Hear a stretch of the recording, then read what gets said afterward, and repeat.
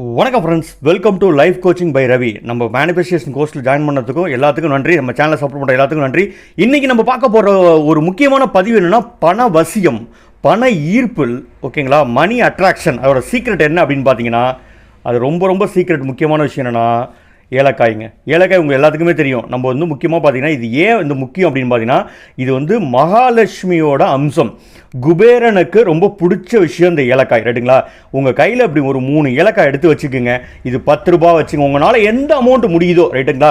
முக்கியமான விஷயம், ஒவ்வொரு நாளும் குளிகை அப்படின்னு ஒரு நேரம் இருக்குங்க, கேலண்டரில் பார்த்தா தெரியும்.